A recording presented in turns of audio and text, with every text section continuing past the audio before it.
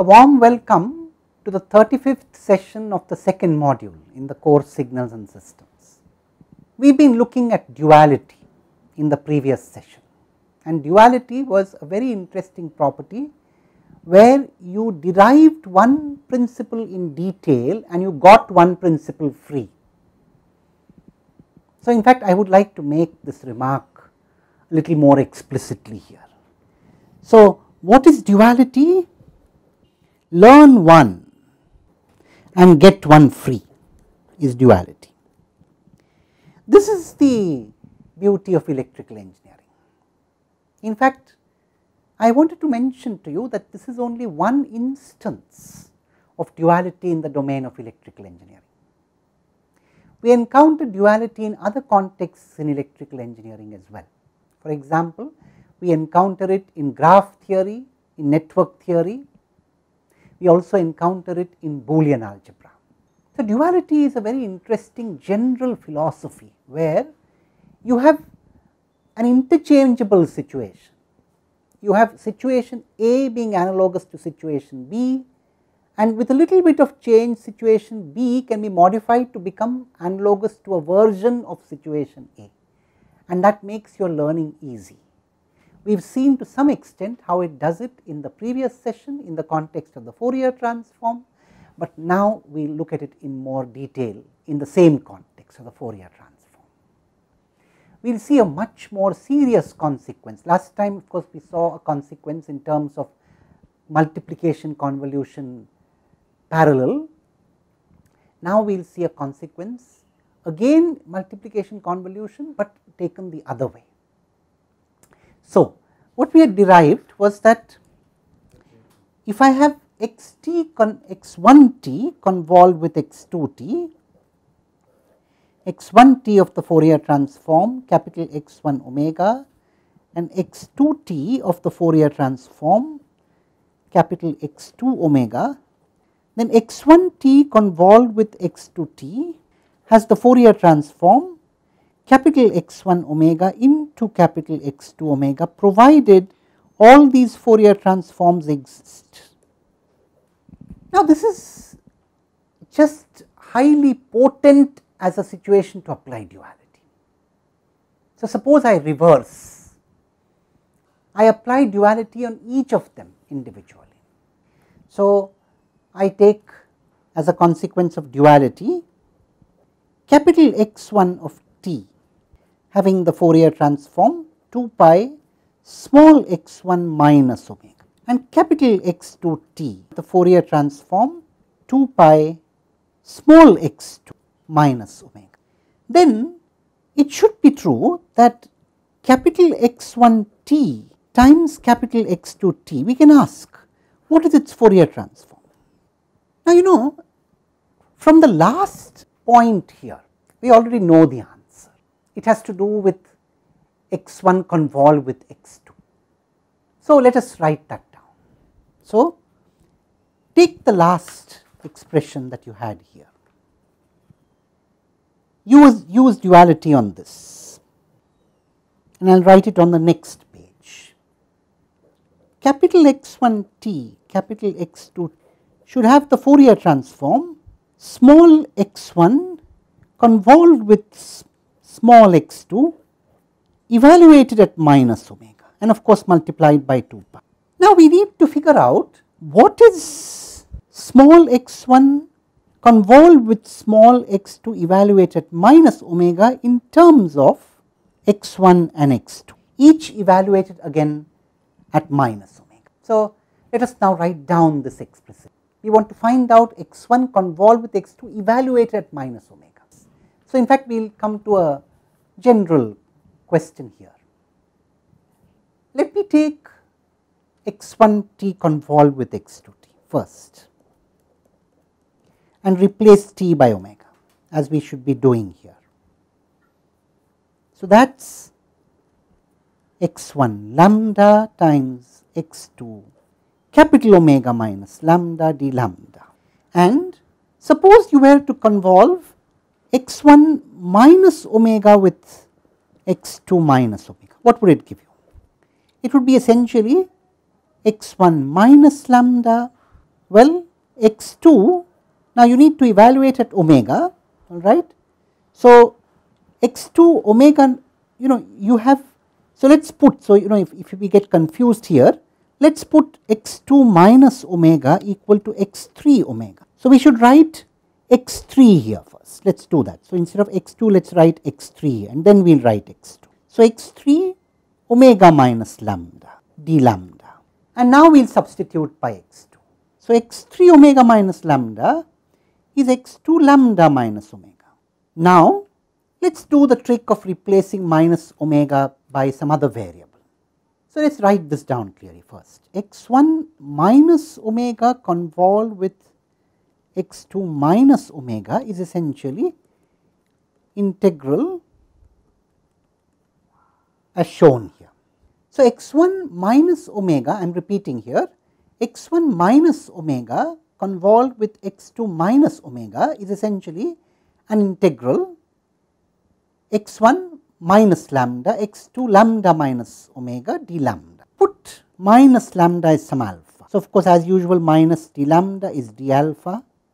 When lambda goes from minus to plus infinity, alpha goes from plus to minus infinity. But then absorbing the minus sign in minus d lambda, we have x1 minus omega convolved with x2 minus omega is essentially integral minus to plus infinity x1 alpha x2 minus omega minus alpha d alpha, which is essentially x1 convolved with x2 evaluated at minus omega. So, as you see, if I have x1 convolved with x2 and now if I replace that with x1 with its independent variable reflected.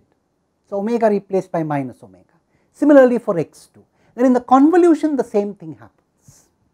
You could think of it in time, for example. What we are saying is, if I have x1 t convolved with x2 t, and if I replace t by minus t in each of x1 and x2, what does replacement of t by minus t mean? It means reflection about the point t equal to 0. So, you have t equal to 0, you have reflected, mirrored around that. It is as if you have reversed the order of time. You are going from time t equal to plus infinity towards t equal to minus infinity. If you do it for x1 and if you also do it for x2, you are also doing it for the convolution. That is what we have written here.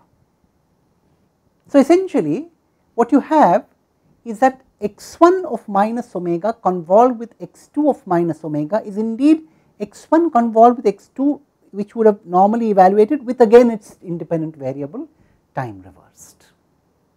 Now, we have a very interesting conclusion that we can draw. Let us draw that conclusion. So, what we have seen so far is that capital X1 of t has the Fourier transform 2 pi small x1 minus omega, and capital X2 of t has the Fourier transform 2 pi small x2 evaluated minus omega. Now, what would be the Fourier transform of capital X1 t into capital X2 t? If we go by duality, we have shown it to be 2 pi x1 convolved with x2 evaluated at minus omega. But x1 convolved with x2 evaluated at minus omega is what we have just shown to be x1 at minus omega convolved with x2 at minus omega. So, you could multiply both sides by 2 pi. So, I have 2 pi times x1 convolved with x2 evaluated at minus omega is, now you will wonder why I am doing this, but you will understand in a minute. I will say 1 by 2 pi times 2 pi x1 convolved with x1 at minus omega, of course, convolved with 2 pi x2 at minus omega. Now, here I am using the property that if I multiply any of the functions by a constant, the convolution also gets multiplied by the same constant. So, if I look at this expression, I am multiplying x1 by 2 pi and x2 by 2 pi, and therefore, I have also divided by 2 pi. So, I have only one 2 pi left, which I have on the other side. So, one 2 pi here, there are two 2 pi's here, but I have cancelled one of them by division. I am doing that intentionally, because now you can identify something very interesting. This is essentially this. I am showing them in different colors, and this is essentially this. And what we are saying here is that we are convolving this with this, the red with the green, and then dividing by 2 pi. So, the conclusion we have drawn is that when I multiply two functions, their Fourier transforms are convolved and then divided by 2 pi if I am talking about the angular frequency domain. So, if I have expressed the Fourier transform in the angular frequency domain, I have a very simple and beautiful expression for the Fourier transform of the product of two functions, and that is the convolution of the corresponding Fourier transforms divided by 2 pi when expressed in terms of angular frequency. This is a profound conclusion. Let me again emphasize this based on what we have just written down. So, let us look at this again. What I am saying is, here I have x1t, I am underlining the relevant things. x1t has the Fourier transform 2 pi small x1 minus omega.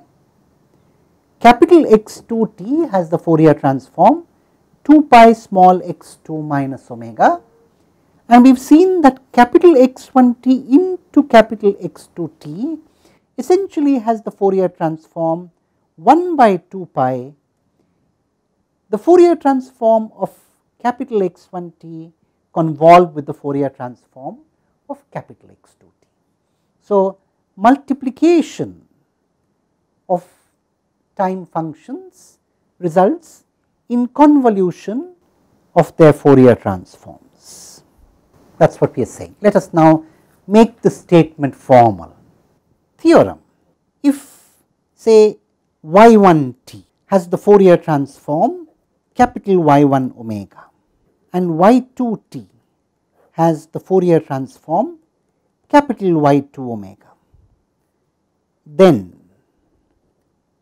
y1t into y2t has the Fourier transform 1 by 2 pi y1 convolved with y2 evaluated at, which can be written as follows: minus infinity to plus infinity integrated what you see in the integrand and the element of integration, capital Y1 lambda, capital Y2 omega minus lambda d lambda integrated over all lambda. Now, provided this is of course provided all the Fourier transforms exist, all these transforms exist.